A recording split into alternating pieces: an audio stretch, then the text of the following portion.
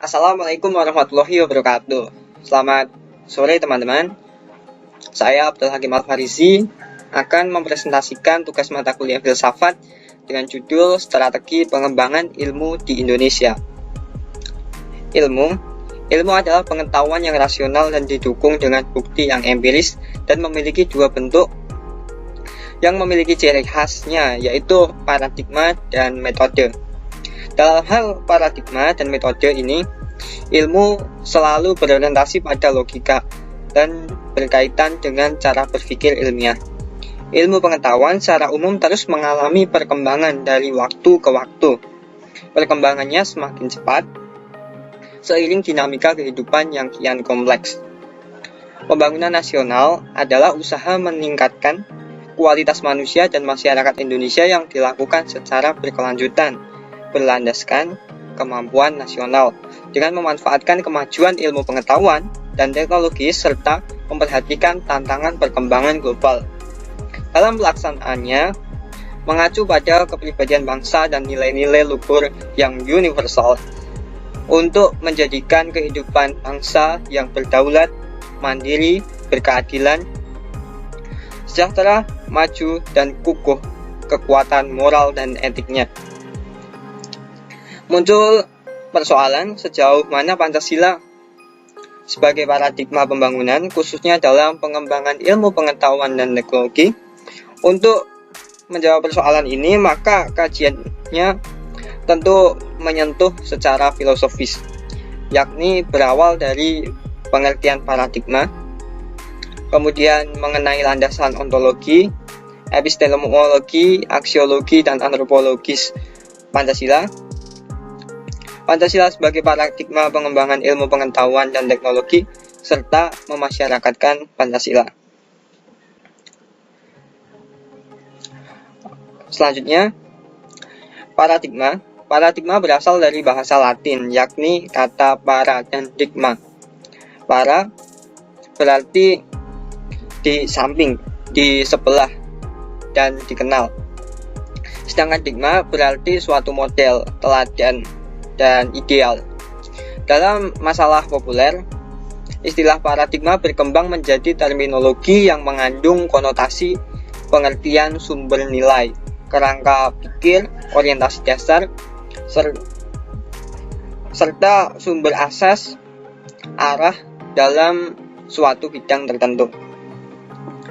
Paradigma secara umum juga didefinisikan sebagai salah satu asumsi-asumsi penyederhanaan dan teori informal yang menggambarkan bagaimana dunia bekerja dan yang menyediakan kerangka acuan bagi manusia untuk memandang kehidupan dunia di sekelilingnya.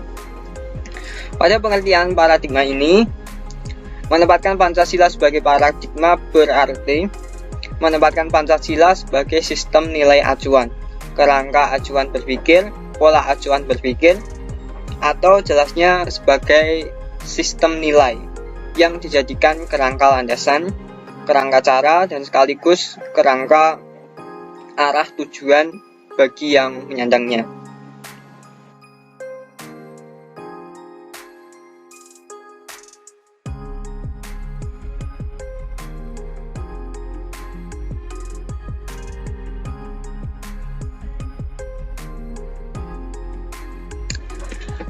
Istilah ontologi berasal dari bahasa Yunani onta yang berarti sesuatu yang sungguh-sungguh ada, kenyataan yang sesungguhnya, dan logos yang berarti teori atau ilmu.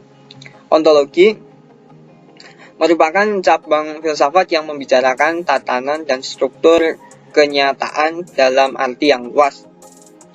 Dasar ontologi Pancasila pada hakikatnya adalah manusia yang memiliki hakikat mutlak, yaitu monopluralis dan monodualis. Kedua itu juga disebut sebagai dasar antropologis. Subjek pendukung pokok dari Pancasila, sila-sila Pancasila adalah manusia. Hal tersebut dapat dijelaskan bahwa yang berketuhanan yang Maha Esa, yang berkemanusiaan yang adil beradab, dan bersatu, yang berkerakyatan yang dipimpin oleh hikmah kebijaksanaan dalam permusyawaratan perwakilan, serta yang berkeadilan sosial pada hakikatnya adalah manusia. Epistemologi adalah cabang filsafat yang menyelidiki asal, syarat, susunan, metode, dan validitas ilmu pengetahuan. Epistemologi meneliti sumber pengetahuan, proses, dan syarat terjadinya pengetahuan, batas dari validitas ilmu pengetahuan. Epistemologi adalah ilmu tentang ilmu, atau teori terjadinya ilmu, atau science of science. Dalam epistemologi, Pancasila pada hakikatnya tidak dapat dipisahkan dengan dasar ontologisnya. Pancasila sebagai suatu objek pengetahuan pada hakikatnya meliputi masalah sumber pengetahuan dan susunan pengetahuan Pancasila.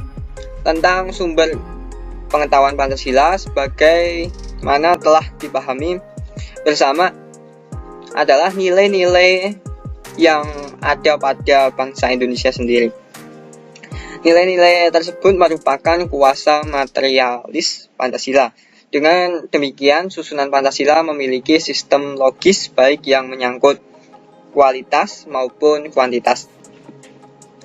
Istilah aksiologi berasal dari bahasa Yunani axios yang artinya nilai, manfaat, dan logos yang artinya pikiran, ilmu, atau teori. Aksiologi adalah teori nilai yang sesuai, yang diinginkan, disukai, atau yang baik. Bidang yang diselidiki adalah hakikat, nilai, kriteria, dan kedudukan metafisika suatu nilai. Antropologi berasal dari bahasa Yunani, yaitu anthropos yang berarti manusia dan logos yang berarti ilmu.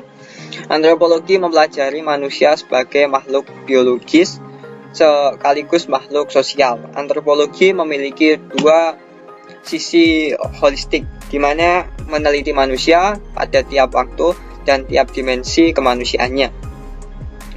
Permasalahan pertama yang muncul dalam pembahasan filsafat antropologi Pancasila atau disingkat FAP adalah di mana letak atau kedudukan filsafat antropologi Pancasila dalam sistem filsafat Pancasila. Berdasarkan hal tersebut, kelompok antropologi filsafat yang disebut FAP merupakan bagian dari filsafat Pancasila. Filsafat antropologi Pancasila kerangka tersebut tidak lain merupakan pemahaman manusia yang didasarkan atas refleksi kritis untuk mendapatkan kebenaran filsafat.